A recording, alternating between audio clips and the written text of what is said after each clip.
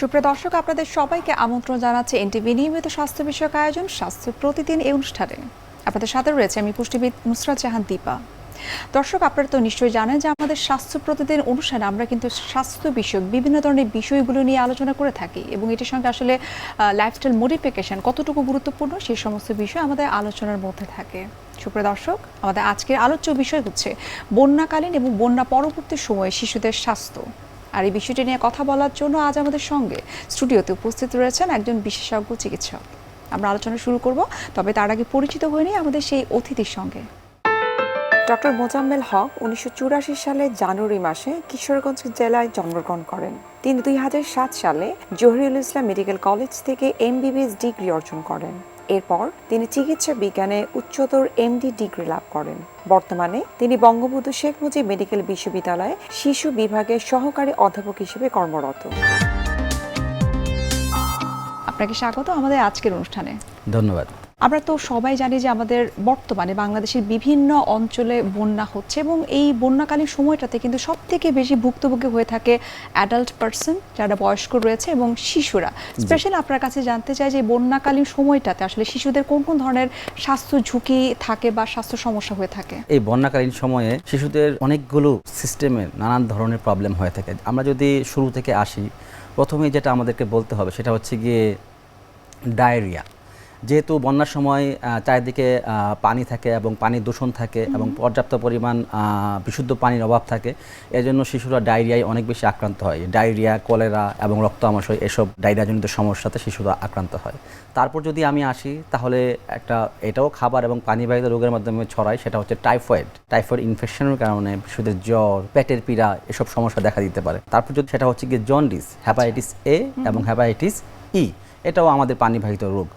তারপর আমাদের যদি ছোট্ট সোনামণি ধরি, যারা 1 বছরের নিচে, তাদের বিভিন্ন শ্বাসতন্ত্রের প্রদাহ হতে পারে, যেমন ব্রঙ্কিওলাইটিস, এবং শ্বাসতন্ত্রের ইনফেকশন হতে পারে, ব্যাকটেরিয়াল ইনফেকশন হতে পারে, নিউমোনিয়া হতে পারে। তারপর যেহেতু আমরা একটা পানিবন্দী অবস্থায় থাকি, পানিতেই হাঁটাচলা করতে হয়, সেজন্য স্কিনের, আমাদের চামড়ার নানান ধরনের প্রবলেম হয়। চামড়ায় ফোসকা পড়া, চামড়ায় বিভিন্ন ধরনের ফাঙ্গাল ইনফেকশন, বিভিন্ন ধরনের একজিমা, এ ধরনের প্রবলেম হতে পারে। তাছাড়াও আমরা যদি মনে করি, তাহলে দীর্ঘমেয়াদী বন্যা শিশুদের মানসিক স্বাস্থ্যের উপরও একটা বিরূপ প্রতিক্রিয়া তৈরি হয়।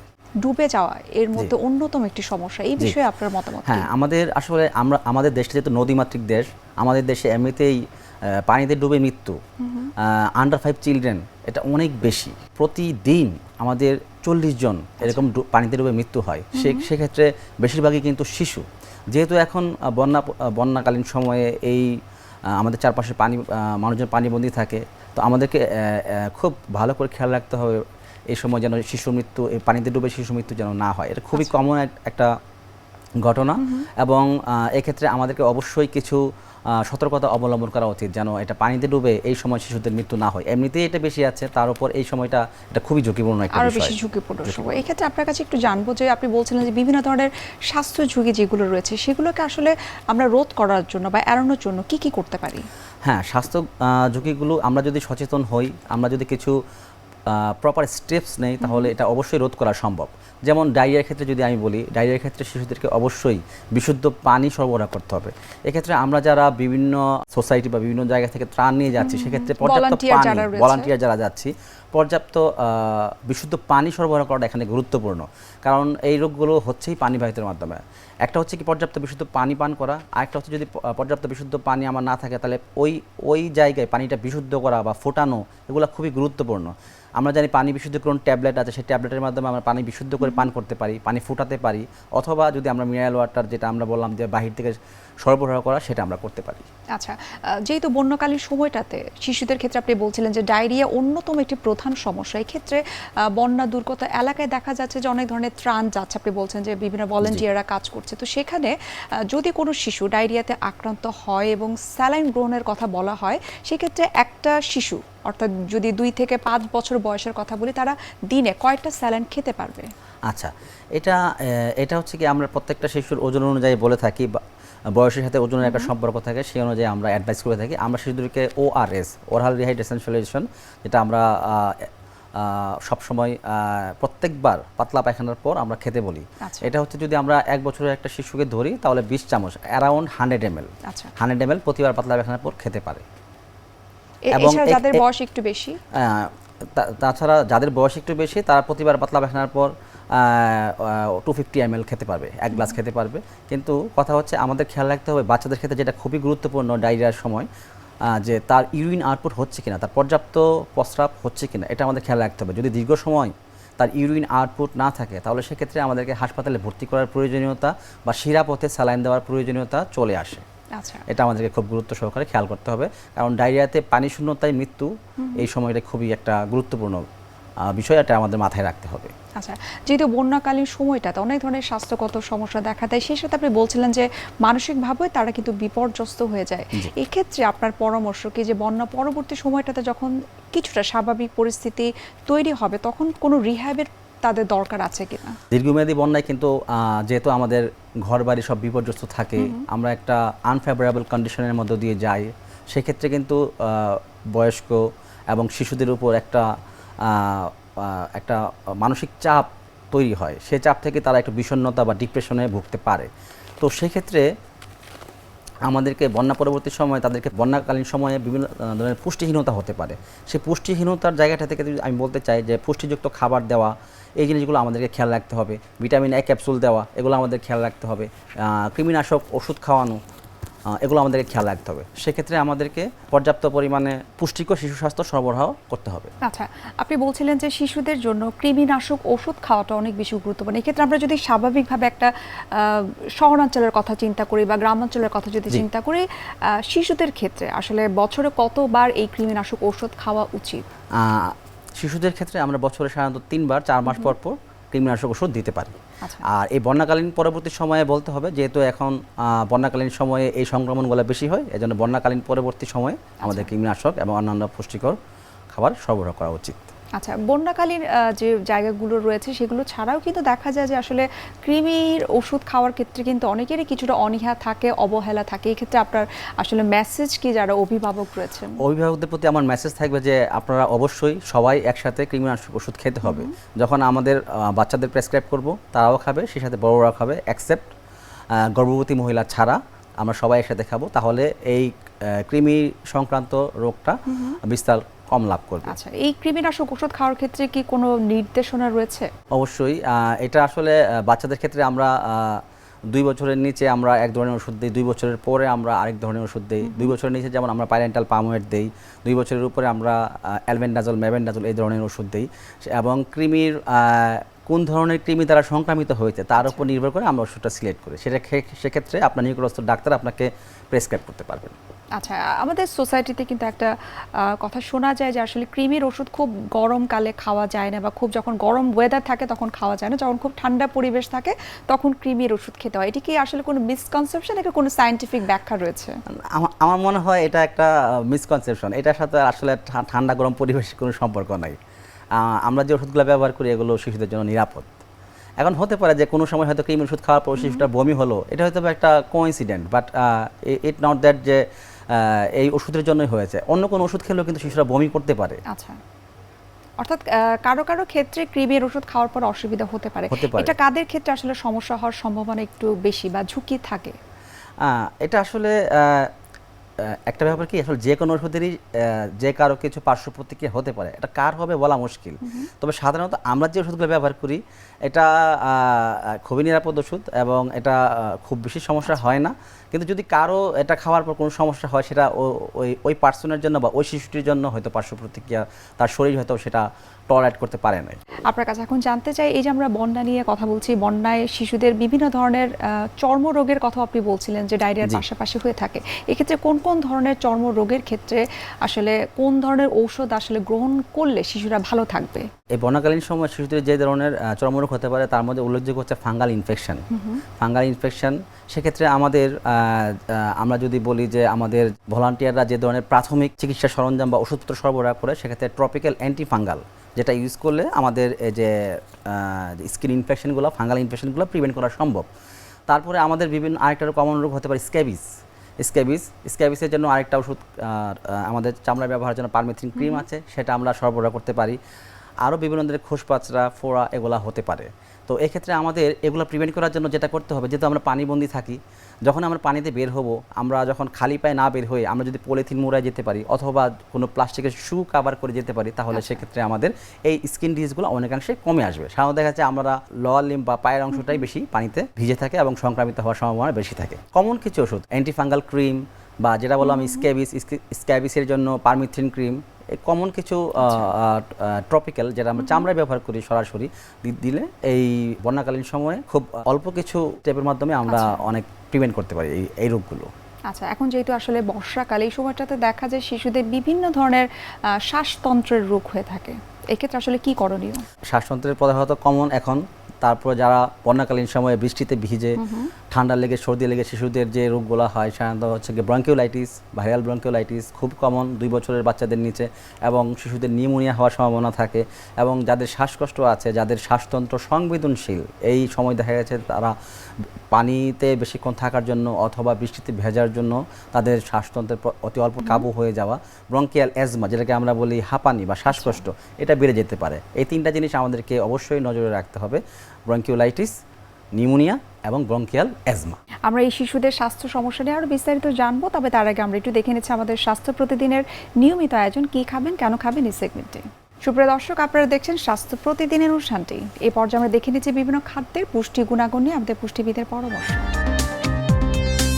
বর্তমানে প্রচণ্ড গরমের একটি সময় আমরা পাস করছি। এই সময়ে অনেক পেশেন্ট আসতেছে যাদের নানাবিধ সমস্যার মধ্যে একটি মুখ্য সমস্যা হলো ডায়রিয়া বা লুজ মোশন। এই লুজ মোশন আসলে কেন হয়? এই লুজ মোশন থেকে আসলে রেহাই পাওয়ার জন্য কি করা যায়? বিষয়টি হলো, ডায়রিয়া যদি হয় কারো, তাদের পেছনে অবশ্যই কারণ থাকবে আমাদের ফুড হ্যাবিট অথবা লাইফস্টাইল। দেখবেন যখন আমাদের প্রচণ্ড গরমে বারবার পানির পিপাসা লাগে, আমরা যারা বাইরে থাকি বা বাইরে যারা কাজ করে, তাদের ক্ষেত্রে এই ডায়রিয়া হওয়ার ঝুঁকি বা প্রবণতা অনেক বেশি থাকে। এটির একটি বিশেষ কারণ হলো তারা যেখানে সেখানে পানি খাওয়া, শরবত বা জুস যেগুলো খোলা অবস্থায় পাওয়া যায় সেই খাবারগুলো কিন্তু গ্রহণ করে ফেলে। সেক্ষেত্রে কিন্তু দেখা দেয় বিভিন্ন রকম সমস্যা। বাইরের খাবারগুলোতে আসলে যেটা হয়, যেহেতু খোলা খাবার থাকে বা পানিটাও সেফ থাকে না, সেক্ষেত্রে ইকোলাই, টাইফয়েড থেকে শুরু করে নানাবিধ অণুজীব আমাদের শরীরে প্রবেশ করতে পারে। আমরা যখন খাবারটাকে সেফ না এমন খাবার জেনে খাবো, সেটাও কিন্তু একটা সাইকোলজিক্যাল এফেক্ট পড়ে যে আমরা এই খাবারটা খাচ্ছি, এই খাবার খেয়ে পেটে কোনো সমস্যা হবে না তো। এই যে একটা চিন্তা করলাম, এই চিন্তা করলেও কিন্তু পেটের মধ্যে কিছুটা গন্ডগোল হতে পারে। অবশ্য গরমের ভিতরে মানুষের শরীরের যে তাপমাত্রা, সেই তাপমাত্রাটা একটু বেশি থাকে, যেই কারণে যে কোনো খাবার খেলেই আমাদের তাপমাত্রাটা শরীরের সাথে অ্যাডজাস্ট করে নেওয়ার একটা দরকার হয়, যেটি আমরা করতে না পারলে তখন কিন্তু খাবারটা ডাইজেস্ট হওয়াটা খুব জটিল একটা ধারণ করে। সেক্ষেত্রে যারা লুজ মোশন আছেন তাদের ক্ষেত্রে আমি অবশ্যই বলবো কি খাবেন কি খাবেন না, তার আগে বলবো কি খেলে ডায়রিয়া হতে পারে।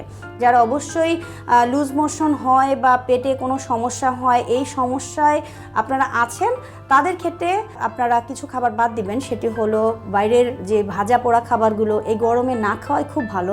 বাইরের যেই খোলা খাবারগুলো আছে, স্পেশালি দেখবেন যে আখের শরবত বা লেবুর শরবতগুলো যে একটু খুব সুন্দর কালারফুল ওয়াটার করে তারা কিন্তু এখন সেল করছে, যেটি খুব গরমের মধ্যে দেখলেই মনে হয় এক গ্লাস খেয়ে ফেলি। এইটা থেকে কিন্তু রেহাই নেই। যখনই আপনি এরকম নিরাপদ পানি না গ্রহণ করবেন, তখনই কিন্তু কমপ্লিকেশনে ভুগবেন। সেক্ষেত্রে যাদের লুজ মোশন হয়েই গেল, সেটি মাথায় রাখতে হবে, যদি লুজ মোশন হয়েই যায়, খাবারের ধরন কিন্তু আর আপনার সাধারণ দিনের মতো কিন্তু চলবে না। খাবারের ধরনটাকে অবশ্যই সহজপাচ্য করে দিন। এমন কোনো খাবার আপনার খাদ্য তালিকায় রাখা যাবে না যেটি আবার আপনার কমপ্লিকেশন বাড়াবে অথবা কমপ্লিকেশনটা দূর করতে কোনো হেল্প করবে না। এরকম কোনো বিষয়ের ক্ষেত্রে আপনি যেটি করবেন, অবশ্যই যদি লুজ মোশন হয় একটু রাখতে পারেন সফট রাইস। সফট রাইসটা যদি আতপ চালের যাওয়া হয় বা সেদ্ধ চালের হয়, সেটা কিন্তু খুবই ভালো কাজ করবে, বা পোলার চালের ভাতটাও কিন্তু খুব হেল্প করে। সেটা যদি আপনি একটু জাউ ভাত করে নেন, একটু দুপুরে বা রাতে আপনার একটু ভারী খাবার খাওয়ার প্রয়োজন হয়, সেটা কিন্তু আপনি খেতে পারেন। জাউ ভাতের সাথে কি খাবো, কিভাবে খাবো, এটি নিয়ে অনেকের কনফিউশন থাকে। আমরা কি ফিশ খেতে পারবো কিনা, চিকেন খেতে পারবো কিনা। যাদের সিভিয়ার লুজ মোশন সেক্ষেত্রে এই ধরনের ফিশ না খাওয়াটাই ভালো। সেই মুহূর্তের জন্য হয়তো আপনি স্টপ করলেন, বাট সেটি যদি 2 বা 3 দিন যদি লংজিভিটি হয়ে থাকে সেক্ষেত্রে অবশ্যই প্রোটিন টোটালটা 0 করে দেওয়া যাবে না, সেক্ষেত্রে আবার উইকনেস হওয়ার চান্সেস থাকে। মাথায় রাখতে হবে কোনো রকম শাক বা হাই ফাইবার কোনো খাবার কিন্তু লুজ মোশনের পেশেন্ট বা পেটে কোনো গন্ডগোল থাকলে সেটি কিন্তু অ্যাভয়েড করতে হবে। যারা পেটটাকে দ্রুত শক্ত করতে চান বা নর্মাল পজিশনে আনতে চান, কাঁচা কলা হতে পারে আপনার জন্য সবচেয়ে বেস্ট। গরমের সময় আমাদের কাঁচা কলাটা খাদ্য তালিকায় এমনিতেই থাকতে পারে, তবে যদি লুজ মোশন হয় তাহলে কাঁচা কলাটা হলো সবচাইতে গুড রেমেডি। কাঁচা কলাটাকে আপনি একটু ভর্তা করতে পারেন, একটু কাঁচা কলার কারি করতে পারেন, একটু ধরেন শিং মাছ দিয়ে যদি কাঁচা কলাটা রান্না করে নেন সেটিও হতে পারে। তবে মনে রাখতে হবে অতিরিক্ত তেল বা মশলা কোনোটাই কিন্তু খাদ্য তালিকায় রাখা যাবে না। খাদ্য তালিকাটাকে এখন আপনি যদি একটু ভাগ করে নেন, যে ছোট ছোট করে খাবার যদি নেন, যেমন ধরেন একটু সুজি নিতে পারেন, একটু ক্লিয়ার স্যুপ নিতে পারেন, একটু জাউ ভাত দিয়ে আপনি কাঁচা কলাটাকে হয়তো একটু কারি দিয়ে খেলেন দুপুরবেলা, ইভিনিংয়ে আপনি একটু রুটি খেতে পারেন, অথবা যদি খুব সিরিয়াস অবস্থা হয় সেক্ষেত্রে কিন্তু আপনি ওটস স্যালাইন বা রাইস স্যালাইনটাকে খাদ্য তালিকায় অবশ্যই রাখবেন। এছাড়া রাখতে পারেন ডাবের পানি এবং ভাতের মাড়। ভাতের মাড়টা আমরা অনেকেই একটু মনে করি যে কি একটা খাবার, এটা ফেলে দেই, কিন্তু ভাতের মাড় খুব ভালো ভিটামিন বি কমপ্লেক্সের জন্য, আপনার শরীরে ইমপ্রুভ করার জন্য বা ডায়রিয়ার পেশেন্টের জন্য ইমপ্রুভ করার জন্য ভীষণ এনার্জেটিক একটা খাবার। সো যাদের লুজ মোশন আছে বা লুজ মোশনের কোনো সমস্যায় ভুগছেন তারা অবশ্যই খাদ্য তালিকাটাকে এভাবে একটু সহজপাচ্য করে নেবেন।